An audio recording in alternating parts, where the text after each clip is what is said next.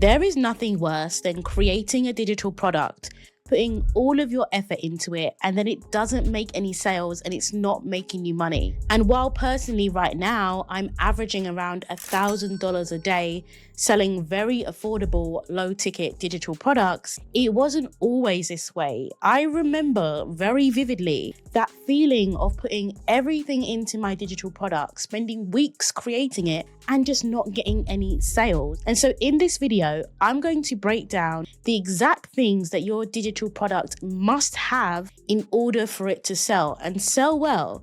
Because the truth is, the majority of digital products don't make money because they are missing these things. So let's get straight into it, starting with the very first one.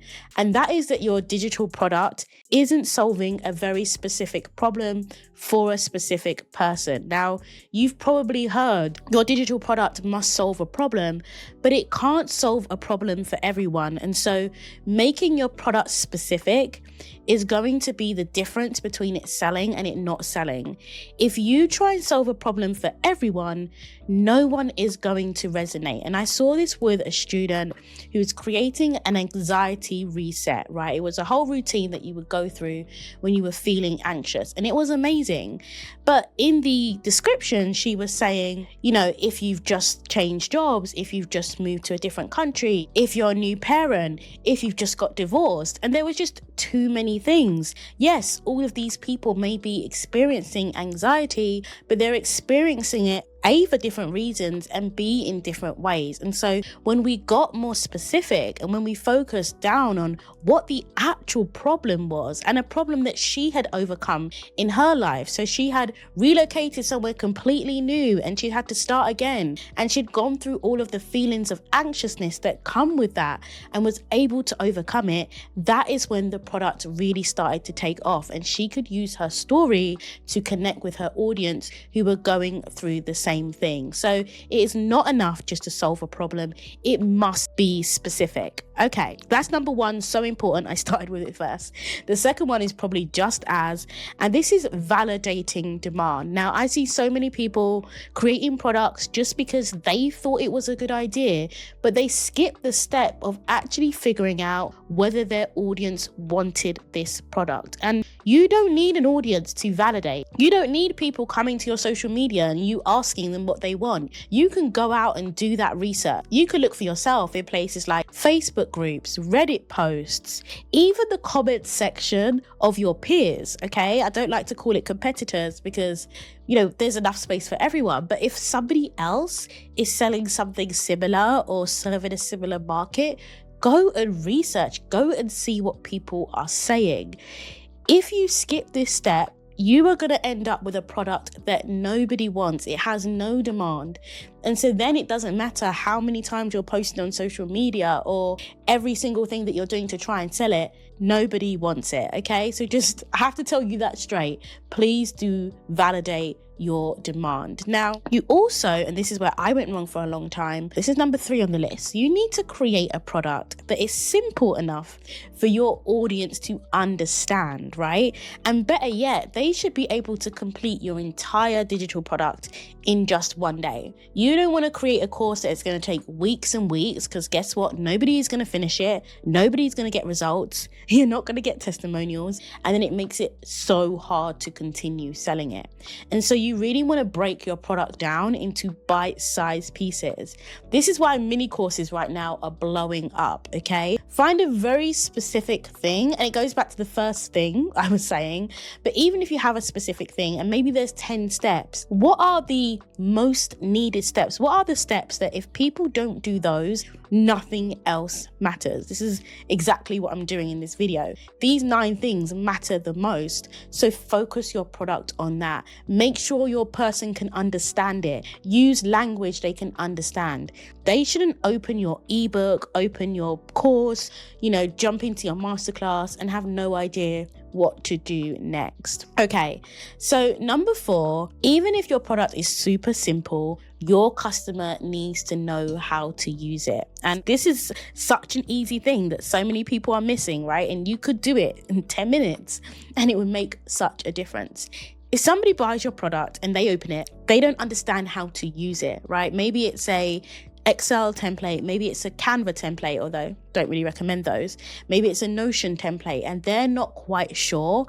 What they need is some instructions, okay? That's all they needed. They needed you to take that extra step of actually letting them know how to get the best out of your product. Now you might be thinking, okay, if they need instructions, that means they've already bought. That means my product is selling. And that can be the case, but what happens is those first few sales that you get can make or break your product. So if someone has bought, they don't have any instructions, they don't know how to use it, they don't use it, they don't give you any feedback. Like I said, they don't give you any testimonials. That massively impacts your future sales. So make sure you are giving your audience step by step on how to use your product is so important. Number 5 now, we are on to pricing.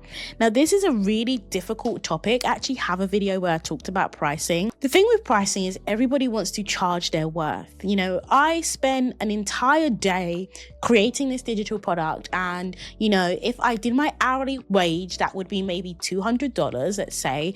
And so I want to charge $200 for this product. And that is where you go wrong. You are worth everything. You know, there is no cost on what you are worth. However, your knowledge and your expertise isn't worth anything in the market yet until you establish yourself. And so pricing your worth doesn't work when it comes to a digital product, especially a product that you can sell over and over again. And what I'm finding with pricing more and more is the lower the price, especially for your first product, the more sales you tend to make, right? And so this doesn't mean later down the line you can't release higher price products. You absolutely should. But to bring someone into your world, you need to minimize all of the friction. Okay, that's what you need to do. Minimize the friction, provide the easiest path into your world. And so your first product should be affordable. Now, some of the angel price points, so when I say angel, these are the price points that just convert. They convert really well. Psychologically, when people see these price points, they are more likely to convert. And so here they are, $7, also $9, but $7 actually converts better. $17, $27. These are some of the angel price points that I have tested that convert so much better. Like a $27 product converts better than a $25 product. Don't ask me why, it's psychological. So those are some of the angel price points you should be using for your digital products. And if you're new at this, I don't think you should be charging or selling a digital product that is more than $27, especially if you don't have another product that is $27, okay? So the lower you make the barrier to entry, the more people will come and shop with you. And once they're in your world, it's so much easier to resell, okay? So much easier to get repeat customers when they're already in your world. That's why you probably might have seen recently on Facebook, in ads, a lot of people, and if you just study your ads for a couple of days, you'll start to notice a lot of these high ticket coaches that were selling $1,000 courses or 5K coaching programs or even 10K coaching programs, they're now all selling low ticket digital products. Have you clocked that? They're now trying to sell you like a $27 or a $44, another one I see a lot.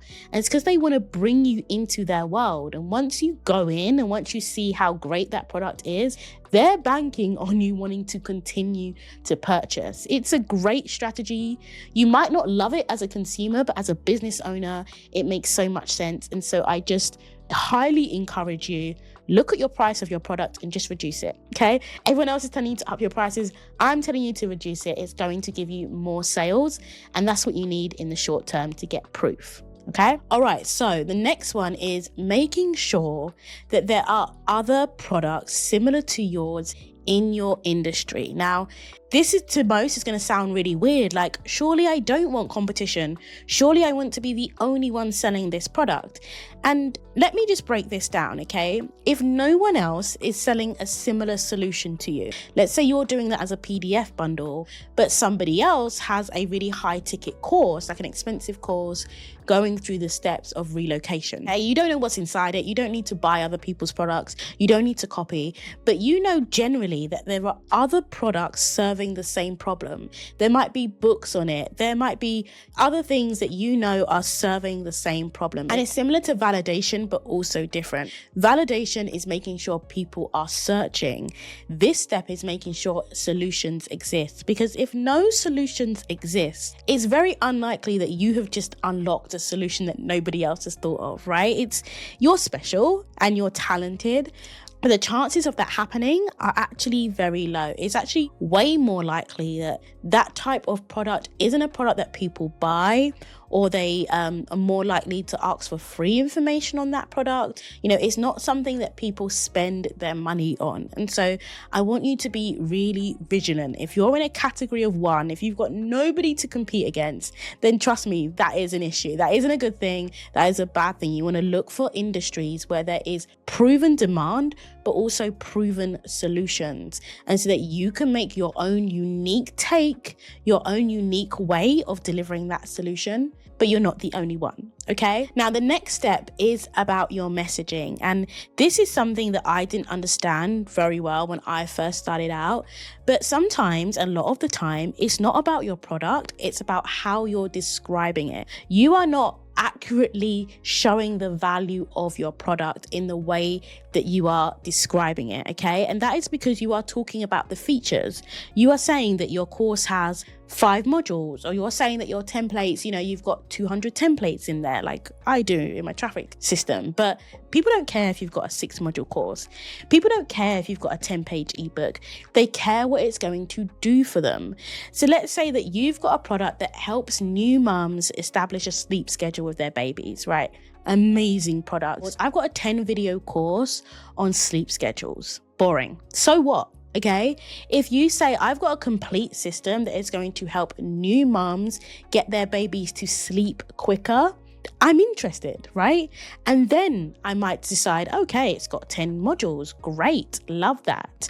And so what you always need to lead with is the outcome. People need to know what they're getting from it, why it's worth their time to even read that ebook or even watch that mini course. And so if you lead with the outcomes and you're very focused on the problem that it's solving, that is what's going to activate your audience to want to whip out their credit card and buy rather than just scroll past. Okay, so number 8 is traffic. You need traffic to your digital product. If you've been in my world, if you've watched any other video that's actually worthwhile, it's going to tell you step 1 is to create, step 2 is to market and drive traffic. But it's really hard for you to drive traffic if you're starting again every single time and you have no templates for your marketing.